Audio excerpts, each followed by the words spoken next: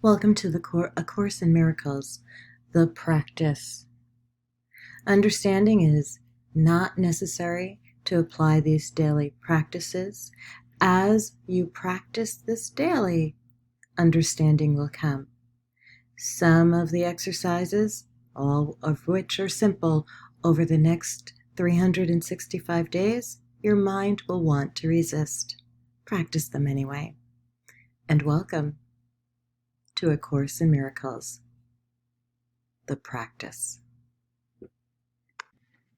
Welcome to A Course in Miracles, the practice. Today we are on practice prompt 136, and the prompt for today's practice is, sickness is a defense against the truth. No one can heal unless he understands what purpose sickness seems to serve. For then he understands as well its purpose has no meaning. Because being causeless and without a meaning intent of any kind, it cannot be at all. When this is seen, healing is automatic. It dispels this meaningless illusion by the same approach that carries all of them to truth and merely leaves them there to disappear. Sickness is not an accident. Like all defenses, it is an insane device for self-deception. And like all the rest, its purpose is to hide reality, attack it, change it, render it inept, distort it, twist it, or reduce it to a little pile of unassembled parts. The aim of all defenses is to keep the truth from being whole.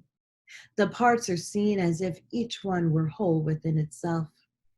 Defenses are not unintentional, nor are they made without awareness. They are secret magic wands you wave when truth appears to threaten what you would believe. They seem to be unconscious, but because of the rapidity with which you choose to use them. In that second, even less, in which the choice is made, you recognize exactly what you would attempt to do and then proceed to think that it is done. Who but yourself evaluates a threat, decides escape is necessary, and sets up a series of defenses to reduce the threat that has been judged as real? All this cannot be done unconsciously, but afterwards, your plan requires that you must forget you made it, so that it seems to be external to your own intent, a happening beyond your state of mind, an outcome with a real effect on you instead of the one affected by yourself. It is this quick forgetting of the part you play in making your reality that makes defenses seem to be beyond your own control. But what you have forgot can be remembered given willingness to reconsider the decision, which is doubly shielded by oblivion. Your not remembering is but the sign that this decision still remains in force, as far as your desires are concerned. Mistake not this for fact. Defenses must make facts unrecognizable. They aim at doing this, and it is this they do. Every defense takes fragments of the whole, assembles them without regard to all their true relationships, and thus constructs illusions of a whole that is not there. It is this process that imposes threat, and not whatever outcome may result. When parts are wrested from the whole and seen as separate and wholes within themselves, they become symbols standing for attack upon the whole, successful in effect, and never to be seen as whole again. And yet, you have forgotten that they stand but for your own decision of what should be real, to take the place of what is real. Sickness is a decision. It is not a thing that happens to you quite unsought, which makes you weak and brings you suffering. It is a choice you make, a plan you lay, when for an instant truth arises in your own deluded mind and all your world appears to totter and prepare to fall. Now are you sick, that the truth may go away and threaten your establishments no more. How do you think that sickness can succeed in shielding you from truth? Because it proves the body is not separate from you, and so you must be separate from the truth. You suffer pain because the body does, and in this pain are you made one with it. Thus is your true identity preserved, and the strange, haunting thought that you might be something beyond this little pile of dust silenced and stilled. For see, this dust can make you suffer, twist your limbs, and stop your heart, commanding you to die and cease to be.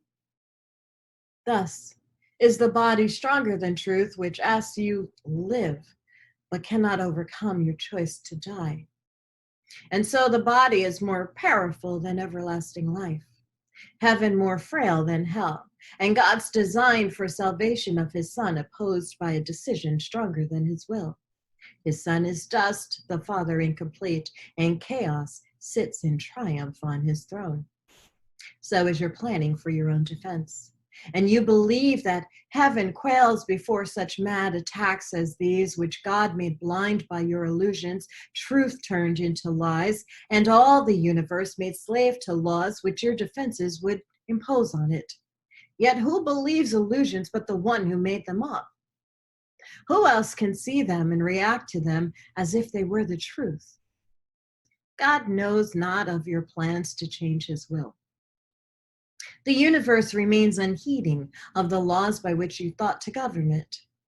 And heaven has not bowed to hell nor life to death. But you can but choose to think you die or suffer sickness or distort the truth in any way. What is created is apart from all of this. Defenses are plans to defeat what cannot be attacked. What is unalterable cannot change, and what is wholly sinless cannot sin. Such is the simple truth. It does not make appeal to might nor triumph. It does not command obedience nor seek to prove how pitiful and futile your attempts to plan defenses that would alter it.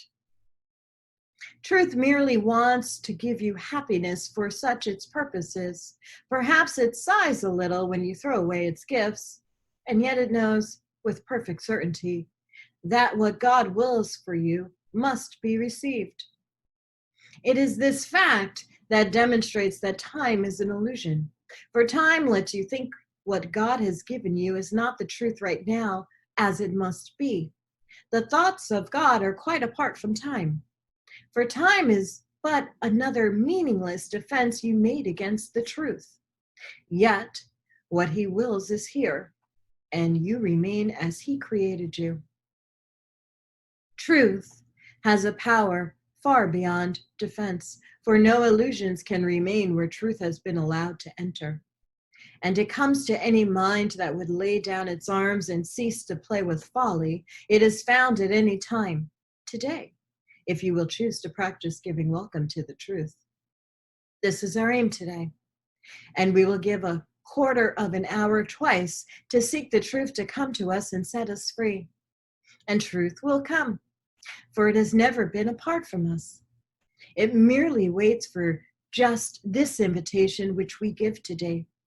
We introduce it with a healing prayer to help us rise above defensiveness and let truth be as it always has been. Sickness is a defense against the truth. I will accept the truth of what I am and let my mind be wholly healed today. Healing will flash across your mind as peace and truth arise to take the place of war and vain imaginings. There will be no dark corners sickness can conceal and keep defended from the light of truth.